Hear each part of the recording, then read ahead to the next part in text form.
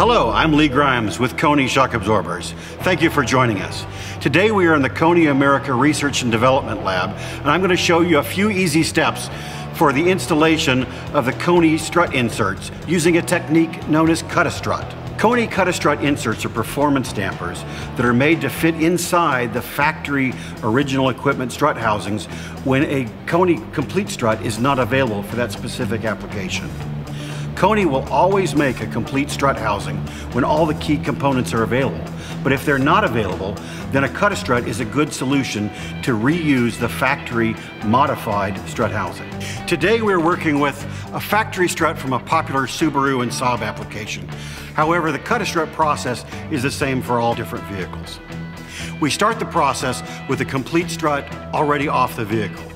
Please consult your service manual or a certified technician whenever removing parts from your suspension. At this point, verify that you have the correct part numbers for your car, as well as compare the general diameter and length of the factory original struts to the Koni inserts.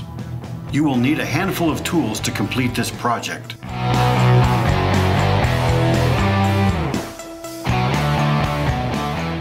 After removing the factory assembly from the car and cleaning them up a bit, you will securely clamp the factory strut into the bench vise. Once the factory assembly is secured, apply a small piece of tape on the bottom to make your mark easy to see when using your pen to mark the center. Center punch your mark as a drill guide. With the strut turned upside down in the bench vise, next you will drill a small approximately 1/8 inch or 3 millimeter hole in the punched area to release the gas pressure and to create a drain hole for the shock oil. Next, we will remove the strut from the vise and begin to carefully drain the oil into a receptacle. A slow pumping motion of the piston rod will help drain the oil. Don't forget to properly recycle or dispose of your shock oil. You will not need this oil as your new Koni inserts come complete and ready to use. After the oil has been drained, place a small piece of tape over the hole to avoid any extra leakage or excess dripping during the next few steps. To make your cut mark more visible, put some tape all the way around the end of the strut housing. On the new insert, measure from the end of the strut to the retention bumps on the insert body. Subtract 6 millimeters from the first measurement and apply it to the factory strut housing, making multiple marks on the tape. Use the edge of a new piece of tape to connect your marks to create your cutting guideline. We are now ready to cut the housing. There are several different tools that can be used for this step. All of these tools, if used properly, will give you the same result. Just be careful and be safe. When the end of the housing has been cut off, pull out the old factory internals and drain any remaining old oil to empty the strut housing and make room for your new Koni inserts.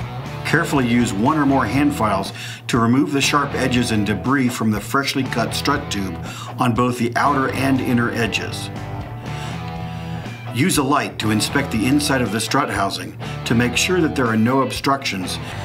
Return the strut housing to the vise in an upside down position and remove the tape.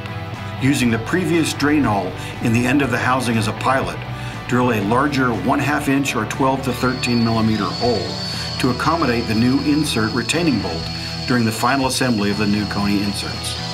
This is a good time to clean the bare strut housing, remove excess dirt and rust, and apply some fresh paint if you choose. Now we are ready to slip the Koni insert into your modified factory housing. It should fit easily into the strut housing and stop when the raised bumps meet the cut end of the housing. Insert the provided bolt through the hole and into the female threads at the bottom of the Koni cut-a-strut insert. Thread the bolt by hand to ensure that there is no cross-threading. After you have threaded it in by hand, tighten it with a wrench to pull the insert to its final position, and note that the bumps have been drawn into the end of the strut housing. Once the bolt has been tightened and the insert is in place, remove the bolt and install the supplied lock and shaped washers and add a drop of threadlocker liquid.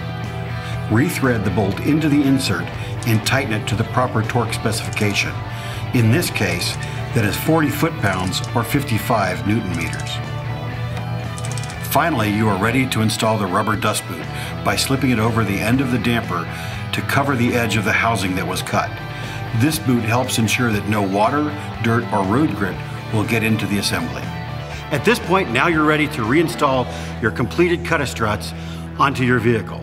Remember not to use an impact tool when tightening the top nuts over an externally adjustable damper, as it could cause internal damage. Please use hand tools and torque to the right numbers. For more information and technical tips, please contact Koni directly. Thank you very much for your interest in Koni.